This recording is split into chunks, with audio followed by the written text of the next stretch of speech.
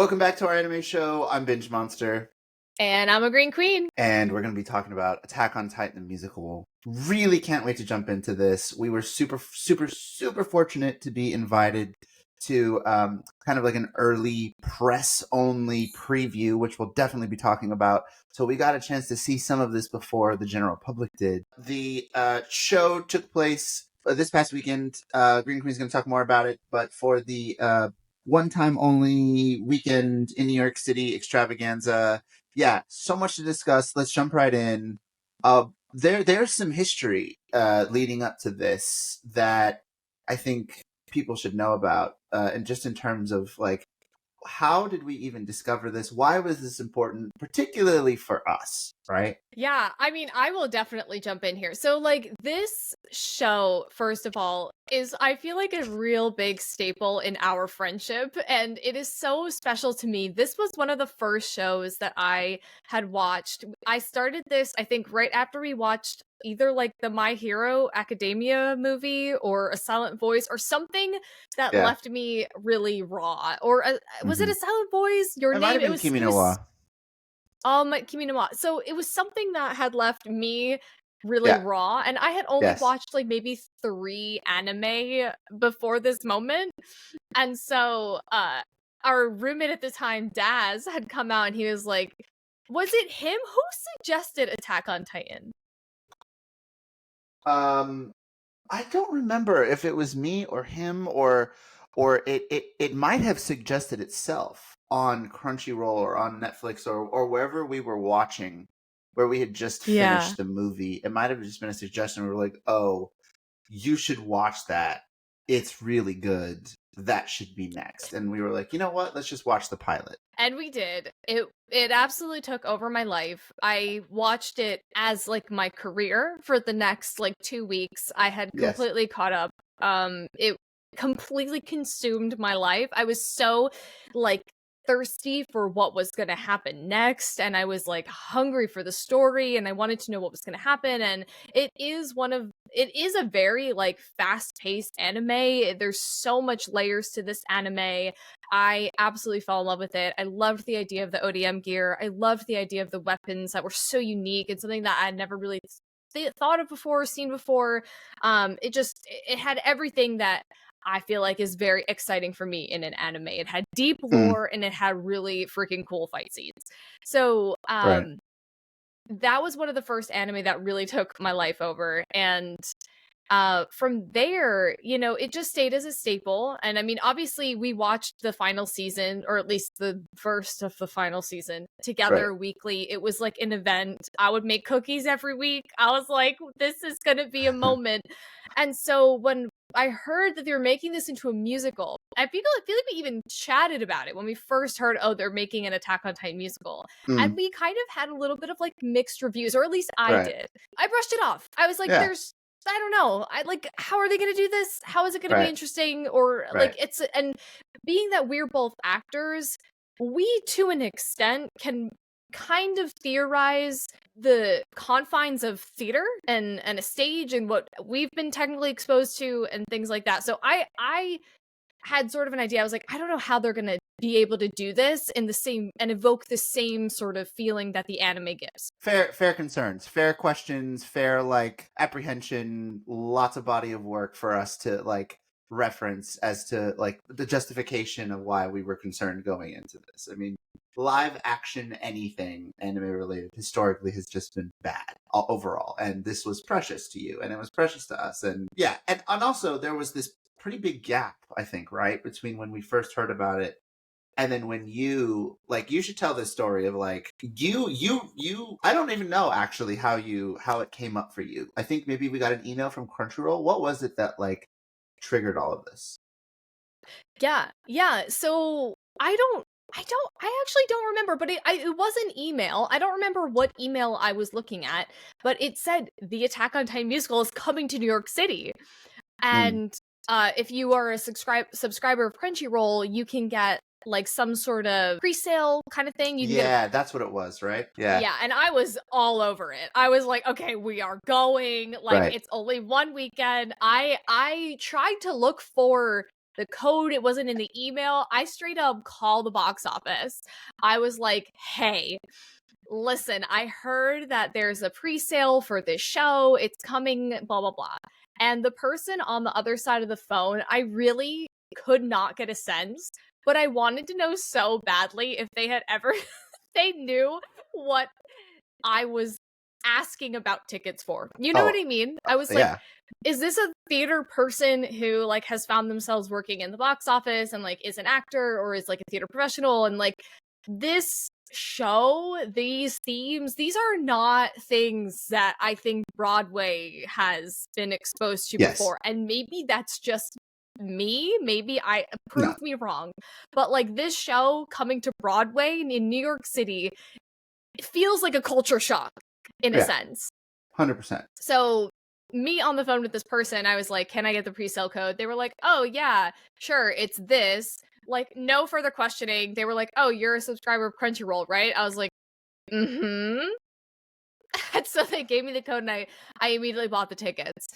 Yeah. The irony is that you got that email and I'm the subscriber of Crunchyroll. But I don't know. How you got that email, I'm not quite sure. Regardless, what was interesting was that, like I said, there was this pretty big gap where we weren't talking about this.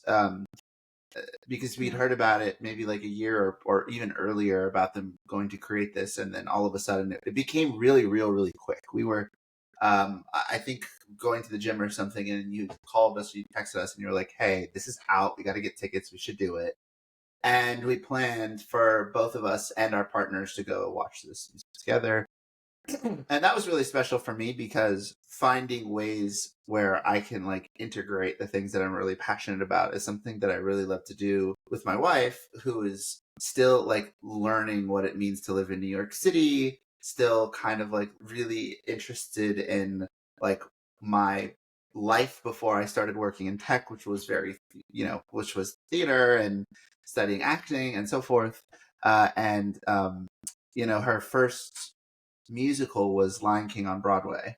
And so this was going to be like the next live thing that she was going to see. Now, granted, what I didn't know, and I learned this at the actual event, was that your partner was the same, had only ever seen Lion King on Broadway. So this was going to be like the next thing that they saw, which I am dying to get into because I didn't really have a chance to debrief with you after you guys both had a chance to process it. And like, I'm dying to know what you thought. Really was excited to go see this, and also a little nervous about that, right? Because she is also starting to watch anime with me now, and this felt like a lot, like just bringing both of my worlds together into one event felt like it was kind of important to me. But I also had very low hopes for the same reasons that you mentioned just a few minutes ago. So yeah, I was kind of really excited to see what this was going to be about. But anyways, it was a big deal, I think, as it relates to anime in America, particularly in theater, in the pearl of the theater, Western theater world, at least in the United States, in New York City. It took place at the New York City Center. Maybe we should talk a little bit about the production as a whole before we jump into like our opinion about it, because it was what would you call this, like a limited run? Like, I guess that's probably the best way to like classify it, right? Yeah, it was a one weekend only in New York City, and as it stands now, this is the only location that they're going to go outside of Japan. So again, this is the Attack on Titan musical. It's based off of Hajime Isayama's extremely popular manga, which I think it's the highest selling manga right now. You should fact check me on those numbers. That turned into an anime that absolutely swept the world, I think is fair to say.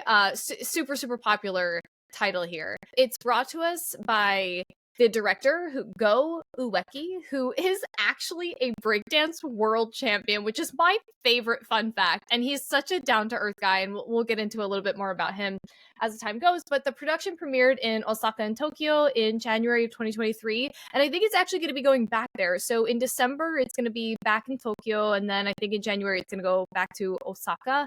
And it had great success there, which makes sense because in Japan, they will often make musicals out of beloved anime. And, for reasons we'll get into, the show is very good. So yeah, with the show coming to New York City, it was only here from like October 11th to October 13th, so just one weekend. We went to the opening night at New York City Center, which was super exciting. It had like such an incredible bit of energy in there. For context, this theater has like about 2,257 seats across 3 different levels. So we've got an orchestra, a balcony, and then a mezzanine, and then a balcony. And we'll talk about I think we should talk about where we sat too, because I have a couple thoughts on that. And the cost of the tickets were anywhere from like 80 to like 135, 140. And I don't know if that price really fluctuated, like if people were trying to get in their day of, but they said it was a sold out production. And they said, like, at least at our press event, that they had a couple tickets available. So I wonder if they tried to accommodate, given the amount of interest and excitement for the show. So yeah, those are some of the extra details. Now, one of the things that gave us a little bit of confidence that this show might, be better than expected, or, wasn't going to be absolute crap, was just being honest, right? Like, I mean, like I said, like we said earlier, a lot of valid reasons for concern. The creator, Hajime Isayama, the original author of Attack on Titan, came out and explicitly said that when he saw the production in Tokyo, he said, and I quote, "I was floored by how powerful it was. I felt that a musical was the perfect medium to express the story of Attack on Titan. The action and the songs by the performers have created a new Attack on Titan that is different from the manga or the anime series. They've created such an amazing show, and I cannot wait for everyone to see it in New York. Please look forward to the opening." So interesting thoughts there, right? Like, number one, I don't think he would have outright come out and said it was okay. Yeah, like, I don't think he would have outright said anything negative about it. But genuinely, if he felt like it was terrible, he could have done a lot by saying nothing, right? Like, he could have just kept comments to himself. In promoting it this way, he was, I feel like, and I'm curious what your take is, I feel like he was just kind of setting the stage for like, hey, this is not the anime, this is not the manga, this is a musical, it's a completely different medium, it's a new way to enjoy the story, and it's really cool, and like, clearly I think he liked it, right? That's at least my kind of perception of what he's trying to get across here. Yeah, I think that's a fair perception, because even for me, when we were planning on going to see the show, me and we had seen the preview beforehand. I was talking to, and we had, and we had seen the preview, and we had gotten to see some of the mechanics and a little bit more information on the thought process that the director had when, going to pursue portraying Titans on stage, and the thought process behind that, which again we'll get into. And so I had said, to Al, I was like, the thing is, like, musicals are oftentimes, especially at least in, the culture in New York City, it's like you're either a serious actor or like you do musical theater, and like there's a little bit of like divide there, right? Yes. Because like musical theater sometimes is seen as like, oh, it's sing-songy and like blah blah blah, and we just break out into song and like blah blah blah. And I think that the silliness of that, it depends on the show, and it depends on comedic timing or how serious it is, and sometimes it's done really well, sometimes it's done in a way that's a little jarring. So when you're going to see Attack on Titan the musical, there's a bit of, okay, I am going to see musical. I will now be giving over my what do we call it, like sense of imagination, or my I'm taking my barrier of believability and I'm putting it much higher than it would normally be. Sure. Suspension of disbelief, yes, some may call it. Yeah. Exactly. I'm taking my suspension of disbelief and I'm raising it to level 100. And that's Right. something that you have to do with this medium. You just have to, Right. because of the confines of theater and what is, what is able to happen. Like, you have to kind of like go back to being like, I'm just gonna yes and I'm just gonna be a kid and I'm gonna enjoy this. And Right. potentially Hajime Isayama did do a little bit of that because Yeah. they are such different mediums. It's such a different experience to read something versus to watch something on TV in animation and then to watch something straight up right in front of you. And all three are really magical in their own right. But I would totally believe that that was a little bit of his sentiment going into Yeah. that. I think you hit on a couple of really important points, just generally speaking, right? The musical was I think quite ambitious and big, and given that it was a musical, it was song dominant in a way that you couldn't possibly anticipate if you've watched the show, or if you've read the Yeah. manga, because there's no music in that. Like, besides the openings, which No. I actually thought was really interesting that they didn't use a single song from any of the openings or anything. And not that I guess expected that. Again, I came in with no Mm. expectations, but there's such a Mm. cult following of some of that music that I just thought it was interesting that they didn't really incorporate that in. It was fine, but I was going into this really interested in the songs. What were they going to be about? Did they really serve the piece? Because to your point, there are different types of musicals, right? There are ones that like they use music in very comedic moments to like keep the plot moving in a lighthearted and kind of a funny way, and then there are ones that like make a dramatic moment significantly more dramatic by turning it into a ballad and a really sad song, which I think they chose to use in some really interesting ways. But overall, just some quick thoughts that I have before we dig into like some of the nitty gritty details. I thought that what the director brought to this was truly a physical, movement based vision that I thought worked really well throughout the entire production. I think him being chosen as the director was probably the best thing that could have been done for this. As far as the choreography was concerned, the movement of the soldiers, even the puppetry, which I can't wait to get into here. And yeah, I thought his dance background really empowered him to create a production that was really movement based and really interesting. And I don't want to give any spoilers about some of the other elements that I thought were exceptional, but I think overall, with the limitations of theater, which you touched on, I think that they did everything that they could. I think, uh, in terms of experimenting with different techniques you can use in a theatrical performance, regardless of maybe when we kind of dig in deep and put on our performing and our acting and our producing brain, and maybe we'll get into the details and critique it a little bit. Having putting that aside, and a letter grade for each of those things, I think that they really experimented a lot and made this sensory impactful show. Those are my high level thoughts. Visceral? Yeah, I guess that Magical.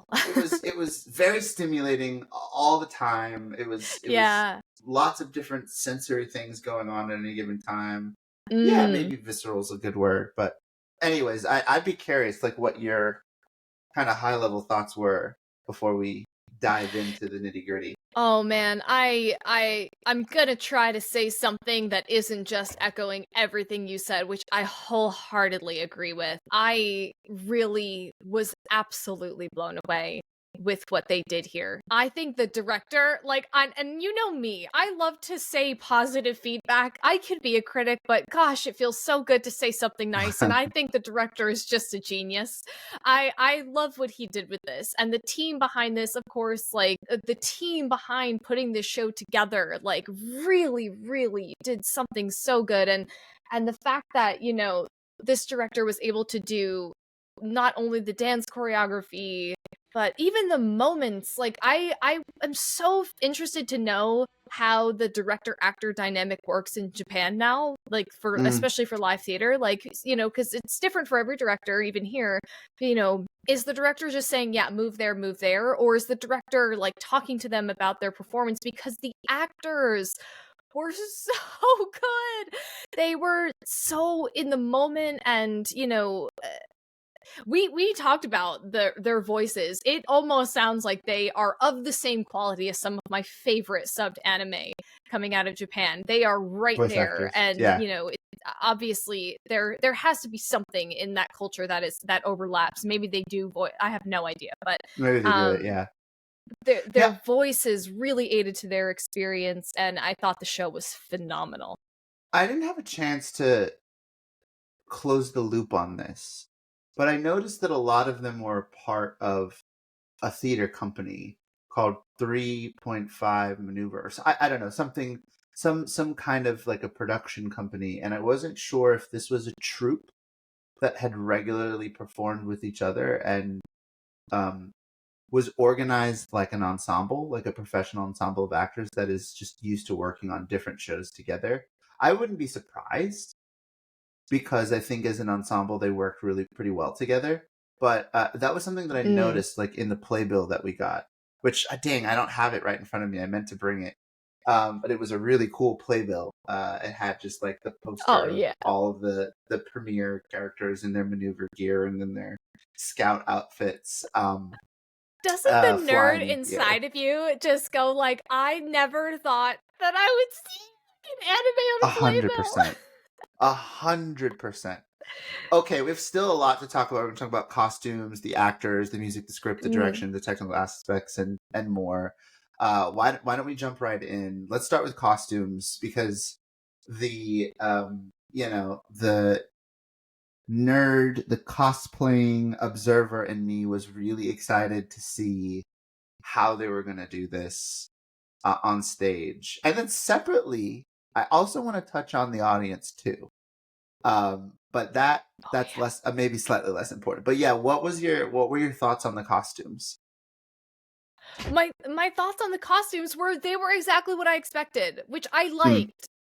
They were exactly what I expected. Everybody looked like they were a scout, like a trainee. It looked like the anime, and that part of it I actually really, really liked. The ODM gear was so tough. Tell me the ODM gear was, oh man, super the swords. Tough. I was like, man, how much do they weigh?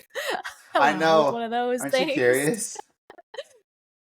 I agree with you. I will. Do you mind if I talk about what Sara, who played Mikasa, and do you mind if I talk about what and her had to say? Because while we were doing the Q&A for the press portion, someone had asked a really, really interesting question because the entire time Mikasa is wearing a black scarf, and in the anime it's a red scarf. And so someone said, like, you know, what was the intention behind that choice? And, you know, between the director and Sara, who played Mikasa, they said, you know, we wanted to stay true to what you see in the manga, and in the manga it's in black and white, so it is a black scarf. So that slight detail of like wanting to stay true to the source material and decide to have Mikasa in a black scarf was just so telling of like the care that they took in trying to get the costumes right, you know, or really honoring this story. So I mean, I thought the costumes were great. They were what I expected them to be. What did you think about them? Well, I just want to take a quick step back and just say that I was really glad that they asked that question because, quite frankly, we saw maybe like a 15-minute preview or so of maybe 4 or 5 different numbers that were stitched together just for the press to watch it and get a quick preview of what ultimately what the show was going to be like. And I, for one, did not notice the black scarf.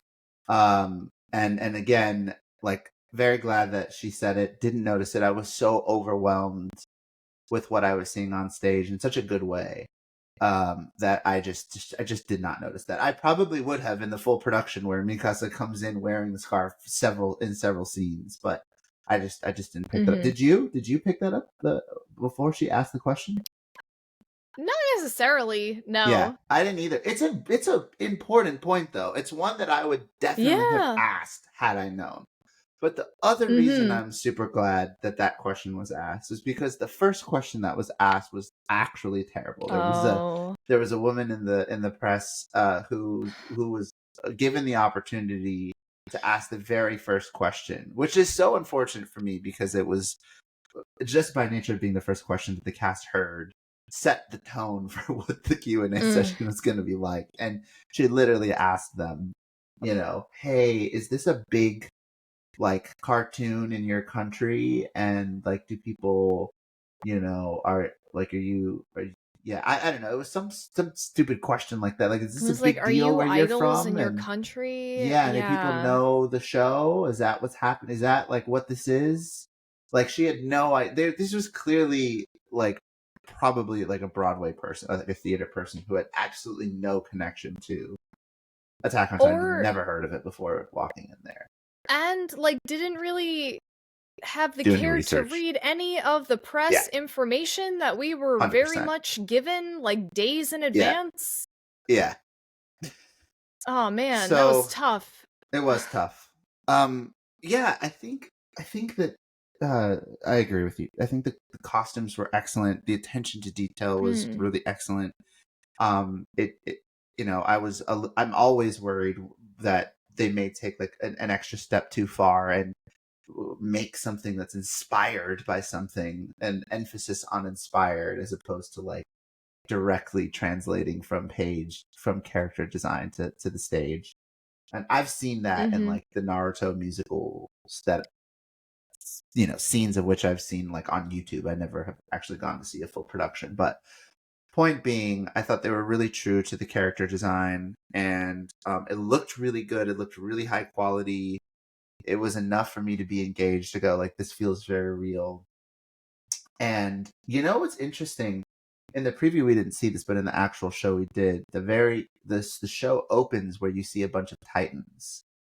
And that was the Oh only yeah. costume that I would say I had like a lot of feedback for, but it was such a quick moment to bring you immediately into the world. Like, oh yeah, there are a bunch of like semi-naked humans just running around really creepily around the space. Got it. Like, I'm in the world, and for that, it served its purpose. But it could have been creepier. It could have been done differently. It was done differently later. Pretty much in every future scene that the Titans were in, no one wore that costume because they did such a great job with later stuff. But yeah, should we Oh, talk about the as you say Titans? that, we should talk about the Titans. There was also one quick thing I wanted to add about the costumes because, you know, Yeah. being a theater person, I just thought this was really, really cool and really, really Uh good. huh. But, you know, spoilers for the first season of Attack on Titan.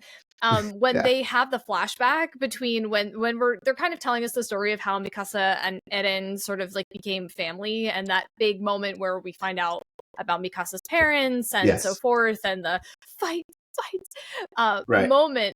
The transition into that was really, really fluid, and they sort of just like stepped into those clothes that they wore as kids, which again were Yes. super manga, how do I say, credit, Yeah. accountable, accurate. They're in present day scout uniforms. The outfits get put on in a one swoop. It's all connected. And then as it comes off, somebody's helping them, like taking the costume. I think like maybe the mom is and the dad, like Grisha, and I think they take that off. But the way that they choreographed even that quick change felt like the memory really kind of falling off of them and Yeah. then being dropped back into the present day. And I thought that was like really good. It really Yeah. took my breath away, kind of all in It a was well second. choreographed. Yeah, it was really well choreographed. I wanted to Yes. just add that. But yeah, let's talk about the Titans. Okay, so what did you think about the Titans? I want to. The reason why I wanted to quickly segue into the Titans is because my primary criticism of costumes in general seconds ago was the opening scene with the Titans, but I just want to emphasize that those were just like the regular Titans.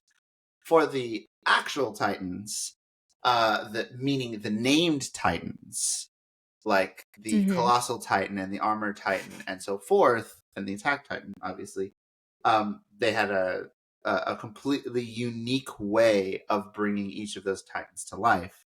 All of which were some variation of puppetry, but each of which I thought were created with the like individual characteristics of each of those Titans in mind, and really paid homage to the original Titans from the source material in a really exciting and interactive way.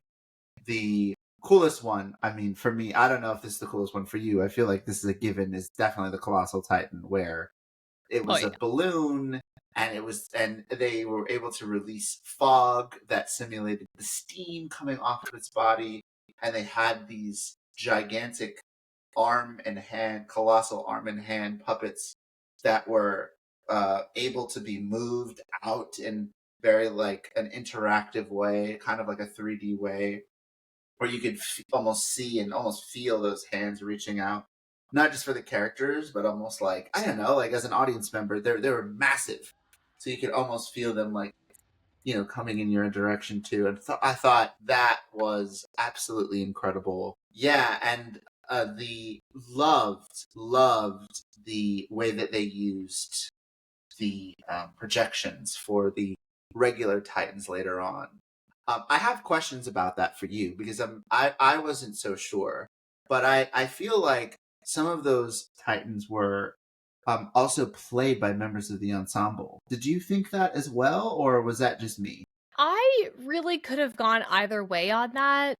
None of them inherently looked to me like they were definitely people from the cast because, Sure. you know, and funny enough, I think actually thinking about it, my favorite Titans were the projection Titans for a very specific reason, because I just really appreciated the synergy between live actors and what was happening behind them, and the type of precision and timing that they clearly were so stellar at to make that sync up happen so naturally and so excitingly. So actually, you think a lot of those were kind of my favorite parts. No, but you should elaborate on that.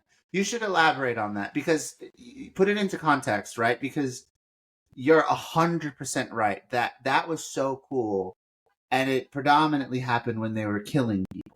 Clearly, for me, one of my favorite fight sequences in it is Levi's big introduction, which they do so well. Like, it's like we're in this moment, he enters, he says his cool line, and I think as they're sort of like saying something about him, they're like, oh yeah, and Levi, he's, you know, so-and-so, like his title, and while they're doing that, like he walks on, and like he does a big like swirl with the sword, and he's like all in his ODM gear, and they like lift him up, and he's slicing the Titans that are on the screen projected behind him, and there's like sparks and you know, clear things happening like where his slashes are going, and the slashes that we're seeing on the Titan on the screen that are, you know, very flat are so perfectly in sync with what the actor is doing that I, again, with my suspension of disbelief up to the heavens or whatever, the clouds, am like so engrossed in the timing and the choreography. There's sounds that are going with it, and like he's saying things,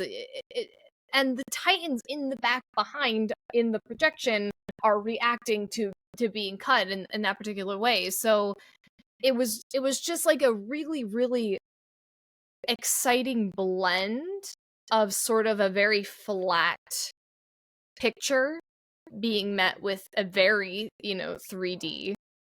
I think that's why they call it 2D or 2.5D. Why they, like them, the mesh of that together was really, really exciting. So that's really what I'm referring to. I have to expand on that because first of all, I agree with you. Like that animation was incredible, and like they timed it super well, and that's really hard because Levi's literally swinging on wires, and you know he's matching the timing with the slashes and the projections and so forth. But for me, when they during the scenes when the Titans were walking around and literally smashing the soldiers, where you would see puff or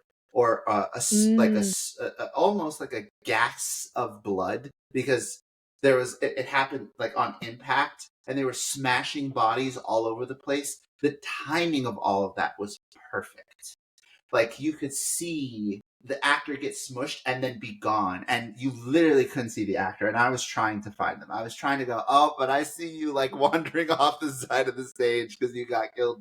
Like not at all. They nailed, and it was a combination of that like red poof and the blood splatter with steam and lights. It was like all of that all together. And that sequence that you're talking about is a song.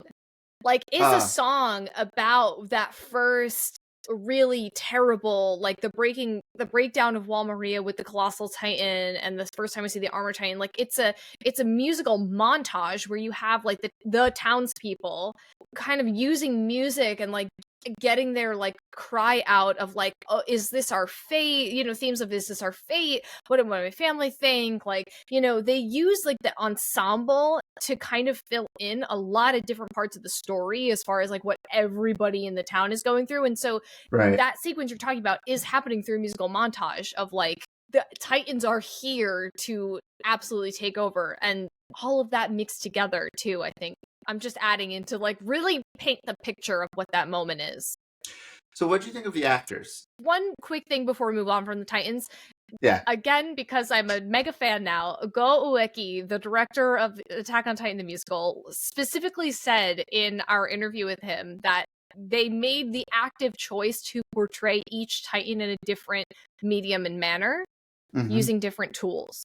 So, again, phenomenal directorial choice as far as I'm concerned. I thought the actors were phenomenal. In our interview, we got to hear from the actor who plays Levi, Ryo Matsuda. He was playing Levi, and he was talking about, you know, his experience and his pride portraying this character and bringing this character sort of overseas. And he even said, like, I'm the only person that's been able to play Levi and fly and wear the ODM gear and so forth. And the way that they talked, the way that specifically the way that he talked about his care and precision for Levi and this story and the sort of greater mission of bringing Attack on Titan and the theme of fight and expanding and being bigger than your circumstance and so forth, I think was really, really special. And so all together, all of the actors were not only phenomenal singers and movers, which we'll talk about, they were such great actors, and they were really hitting every single beat and every single moment. And hearing them talk about it, you know, it's clear to tell that they have such care and pride in the show that I think just made their performance, like, top tier. That's what I think.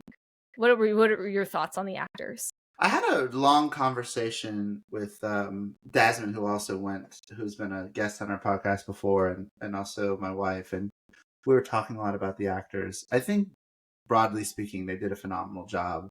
I think what's interesting is that a lot of the character traits, especially in the main three that we pick up on, are informed by an internal monologue that is a very anime trope where people are thinking out loud in their head.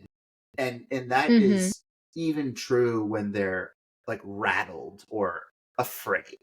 They externally, they may be kind of delivering a performance of, like, either complete shock or they could be extremely stoic, but in the back of their head they're super panicked. And so we have that modality when we're watching anime that allows us to, like, understand these characters in a really interesting way, whereas on stage we don't really get that. You don't really get to hear the internal monologue. And so, and it's also hard on stage too, because in order to be able to truly tell the difference between each characters, especially in theater, like, there's a lot more of the characteristics that make a person who they are seen more on a physical external level because we're watching them on stage. And so, for example, I thought Hanj did an exceptional job of, like, applying her very, like, quirky nature to her physicality, like, in the song that she was in, and, like, the way that she would, like, approach people in, like, kind of like a kooky way, but still military-like, and still, you know, leader-like, and is still in a position of power, which was really interesting. I also feel like Sasha, with her comedic timing, was a huge star. Like, I think she was, like, probably one of the better of the ensemble characters, and she was super funny. She was lucky to have a lot of, like, source material, I think, as well, that, like, gave her the creative and comedic freedom to, like, because she had a lot of lines that were, like, just naturally funny that, like, someone like Connie didn't necessarily have. And I think it's hard to, like, especially in season one, like, Connie has these moments throughout the series that make him like such a beloved character, increasingly so as you go. And so I think Sasha benefited from like some more source material that for me like made her stand out more on stage compared to like Connie and John, for example. Yeah. And then as far as like the main three are concerned, the more and more I sit on it, which kind of sucks, the more I really liked, for example, I'm gonna be a little critical of Armin here. I loved his vocal performance because the dude, like, when Aaron dies in the musical with getting eaten instead of him, that like shriek is haunting. It still is. Like, absolutely incredible technical skills as an actor to be able to shriek and scream like that. And I think we talked about this. I was like, I'm a little worried. Dude has like 5 more shows this weekend. Like, like I would be on immediate vocal rest after that shrill that he lets out, which was an absolute like I said, like a masterclass in screaming. But I and I don't know if this was like a directorial choice or if this was an actor choice, but I you know, I had concerns about like his, I don't know, like I had concerns about like how much of a scaredy cat he came across in physically. And I think that like the reason I feel that way is because even though in the anime he has some of those moments, they're usually internal. External, he's usually just completely frozen in like in what's the word? Like in shock. Often is the case that he's just in shock. And you see those like black lines under his eyes where he's just like, what do I do? And then in his head, he's figuring it all out. Whereas here, and again, I think this is just kind of the limitations of theater, like to truly, in a physical way, bring individualism to him compared to the rest, he would like shake and he would bring that fear external in a way that didn't feel very Armin. But again, like that was a choice. It was what it was. But it made me feel like Armin was like less, I don't know, like less commanding than I know he's capable of. And granted, this is season 1 Armin, so like maybe if they went farther, I wouldn't feel. I'm being very critical, but again, I think Armin is such an important character for me personally. Like he's one of my favorite characters that like I think that perspective is important. I have nothing to say though about Mikasa and Eren. I thought they were like so true to their character. They like in ways that I was expecting, and I just have that expectation for Mikasa. I'm like, I don't know who it's going to be, but she better absolutely nail it, and I think she definitely did. She played that like quiet but nobody fuck with me vibe so well, and also she wasn't no one's like gonna fuck with me or my man. Yeah, exactly. And she had no ego. She was just like, I'm about my business, and I loved it. And I thought Eren was great too. You know. The last thing I'll say on the actors is that I feel really bad for Erwin. I feel like I didn't actually get a real chance to see what he could really do. Yes. Because he was sick, clearly, or he lost his voice in some capacity. So, like, funny enough, you and I knew that, and we didn't even need to talk about it. Like, we were just on the same page about it. But my wife, who is not a theater goer, had absolutely no clue. She was like, really? I had no idea. I thought he was fine. So I just thought that was interesting, that like she completely missed that, and it was like so obvious to me. But I wish I could have seen like with him at full strength, like full health, what that performance might have looked like. Because it wasn't terrible, but like he was clearly going through something, right? Yeah, I mean, at the dress rehearsal, that actor in particular did really great, and I think in the preview he did really great, and it just stunk that we heard like just knowing the show now and like kind of knowing the song, I was like, ooh, it took you like a little second to like get to the note you need to get to, and like you kind of was working through the kinks there, but I still thought that he was still good in just like commanding that space and that demeanor of Erwin. I think that was really, really great. I funny enough, now that we're talking about it, I know that there were moments. I don't feel like in this musical there were enough moments for us to really see Erwin shine in the way that we do in the anime, and maybe those things happen a little bit later because again, to be very clear, this isn't all of season 1. This is really only like midway through season 1. Yes. This doesn't even cover the whole thing. So this is really a small blip in the story. they don't even have the moments that they have in the musical. They don't. Yeah. Yeah. They only gave Levi a thing, I think, because like you need to. You need to. You have to. Absolutely. I agree with you. Those are the rules. You know, one last thing that I will say, I have to say this because like I feel like I'm being fair here when I say this. What really stood out to me vocally amongst the whole cast. And again, I live in New York City. There is a bar here. Maybe this makes me a little bit elitist, and I'm ready for people to tear me apart in the comments when I say this. But vocally speaking, when you compare it to like a professional musical cast that I would expect to see in maybe the West End or on Broadway, like I thought that the ensemble was even sometimes stronger than the leads were. And two things that stood out.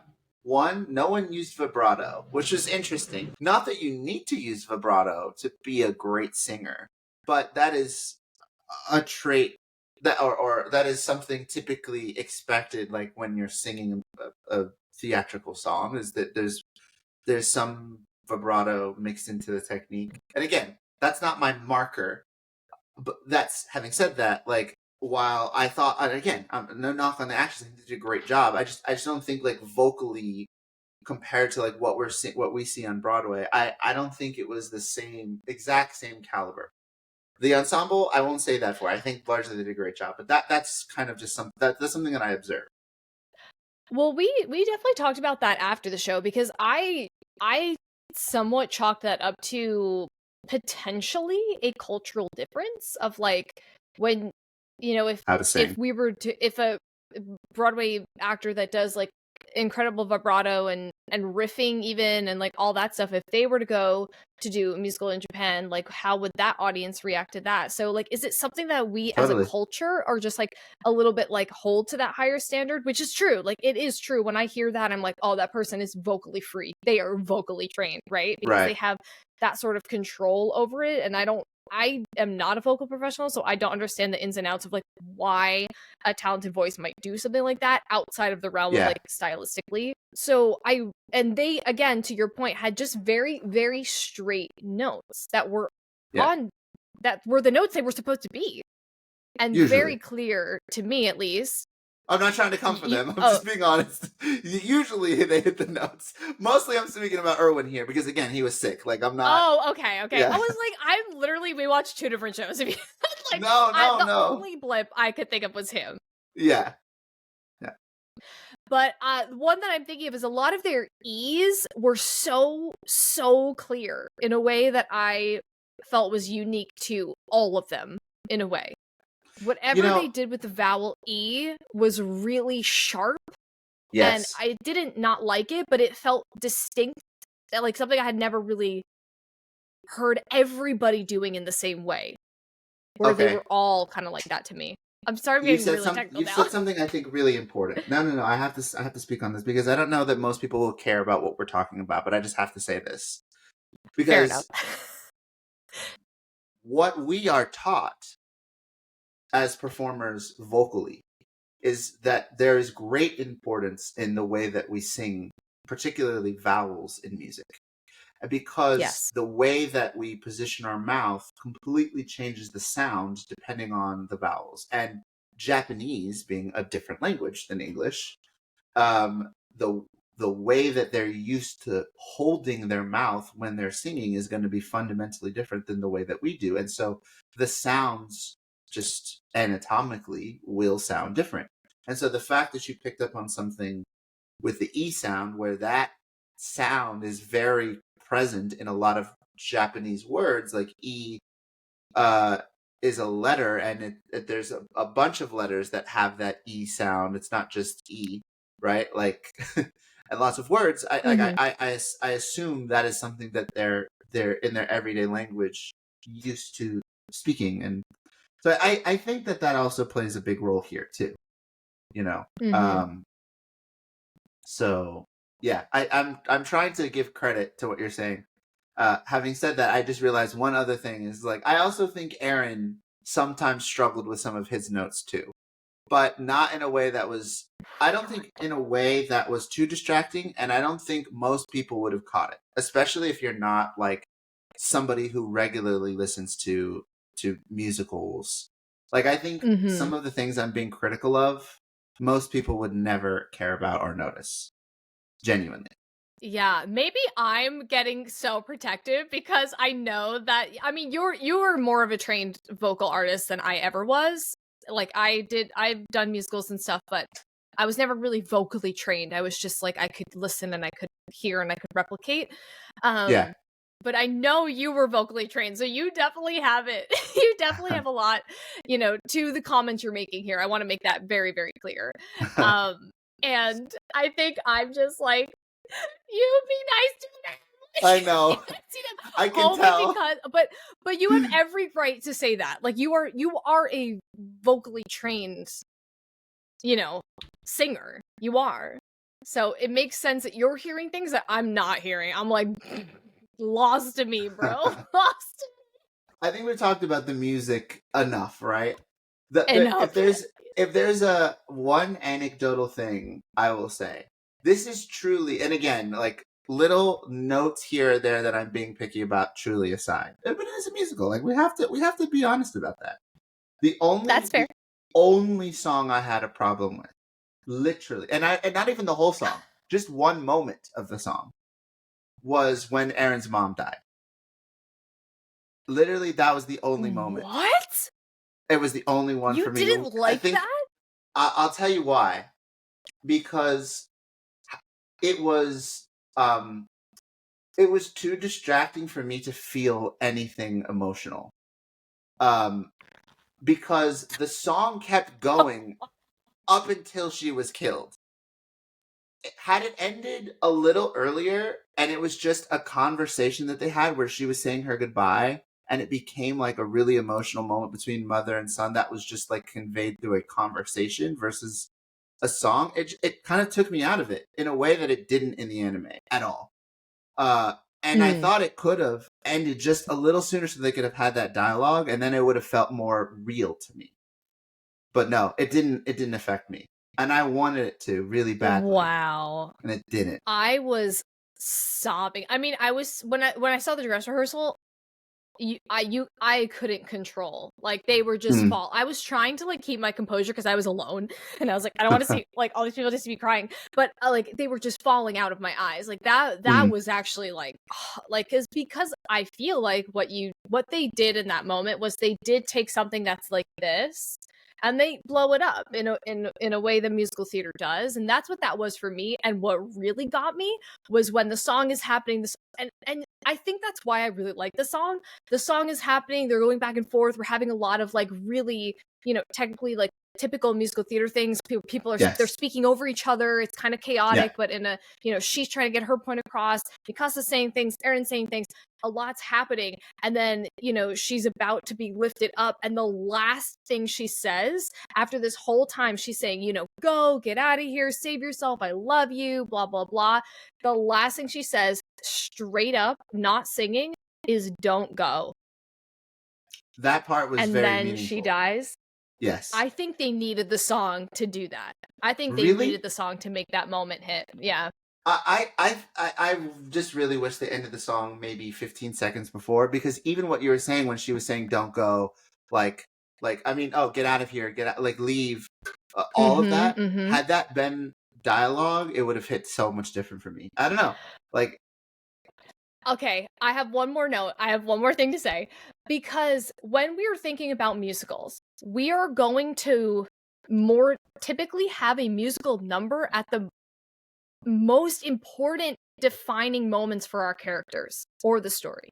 And the moment when Aaron's mom dies is his catalyst, I think, for every decision he makes throughout the rest of his life. So I think, technically speaking, it was a non-negotiable to make that some sort of musical number. I have a musical number that I didn't like. Okay. I didn't like the Armin showing them the book and having it be this like joyous like, oh, we gotta go, look at the world out there. I hated that. Did not like that. That's really funny. I didn't love it either, but I agree. What's happening is Armin comes in with the big book. Oh, they open the book and like the light is shining on them, and like then they show this like a desert, a waterfall, and like all of these different like nature things like on the screen, and it's like Eren, Mikasa, and Armin like looking at the projection behind them, like looking at the world and like their imagination, and I was like, I didn't need this at all. I did not need this. Like at all. Like we're not even, I don't know, like why, like it doesn't matter to this musical. It matters to the greater story, but I'm like, this musical doesn't really matter. So I was just like, I did not like that. So I'll join you in being critical. That's very funny. All right, let's talk a little bit about the script really quick. Like, what did you think about the script? Besides that damn song, typical to what I expected. A lot of the, and mind you, we're hearing this in Japanese. And we're reading subtitles that are on two screens to the side. That's a key thing here. So it is like, we're reading it as if we're watching anime. We're not, even though we're hearing it, and we're hearing their vocal quality, which is why I think we can make fair comments on that. But a lot of the lines that I'm reading, a lot of the script that I'm literally reading the entire time, made sense to me. A lot of like some of them were, I felt like some of them were our typical lines that I had read, in the first time I watched the anime, right? Mm-hmm. Yeah, definitely. I thought they were pretty true to the manga. I agree with you. I thought it leaned on the comedic side, except when everyone was dying, obviously, but it was just a needed, balance. I think it's funny. For whatever reason, my wife, didn't realize that John had a crush on Mikasa in the anime. Like somehow that little detail eluded her, and she obviously discovered that here. And so I think they did a really great job in a short amount of time of introducing the characters and establishing the relationships. And in a musical, that's all you can genuinely ask for, because it's mostly song and movement and dance. And I think like I also wanted to note some of the new, like when they do the songs and the script, I guess, with some of the townspeople, I also thought that was really great. I kind of touched on this before, but like it adds such a flavor to the show, and it really shows you a lot of the different nuance happening, like especially in the first, like one of the first scenes, it's like their kids, like Eren and Mikasa, Armin, their kids, and they see the Survey Corps coming back, and they're like, oh my god, they're coming back, our heroes. And then all the townspeople are like, what have you done? Like, what are you doing out there? Just sending our people out to die. So like I also thought the added in context and like musical numbers from the townspeople were really adding just a lot to the musical. Desmond's favorite character was Shadis, the Keith, the guy who trains all the soldiers, and he thought he was just absolutely excellent. And I mean, I agree. I thought he did a phenomenal job. He wasn't necessarily my favorite character, but I do think that, like, especially in a musical, the script needs to be good because it's got to ground literally everything else in the show that is, so elevated from the music or from a dance number and so forth. So I do think that they did a really great job with it, and to your point, was really true to the manga. So those are my thoughts. Yeah, I thought they nailed it. Did you want to talk about the direction or the technical aspects and like the maneuvering gear and stuff, or do you feel like? Yeah, I think we could touch on it briefly. I think we touched on it a little earlier, right? Like, I think one of the things that made this show so great was what the director was able to accomplish in bringing this to stage. Combination of projection and massive puppetry and dance and music and the maneuver gear flying was really the thing that I was the most excited period to see. Obviously, how could it not be? That's such a there's such an awesome opportunity to see how it would work. And I think like there are obviously limitations in what is safe to do. I know that there was a previously planned production, a play for Attack on Titan that was scheduled in 2017, and unfortunately and very sadly, one of the actors passed away. And so I think they were very intentional when making this production to ensure that safety was of paramount priority. I think the creator Isayama also said something to that end and acknowledged that, which I thought was really great. And I think it's interesting. You said it earlier that the actor who played Levi didn't have inspiration to pull from because no one had ever played Levi before. But also, like, I don't think there was anybody who'd ever pulled off like 3D maneuver gear in the air using wires before either, right? And so I think at the intersection of like what looks super freaking cool and what is safe, they nailed it. It was fluid. It was the kind of like spinning technique and slashing that was like very Levi like, and it was really cool how it was integrated with the projections. Everything that you were saying earlier, I fully agreed with. I think he took on a really big task to try to figure out how to put this on stage, and I think he did a great job. Those are my thoughts. What about yours?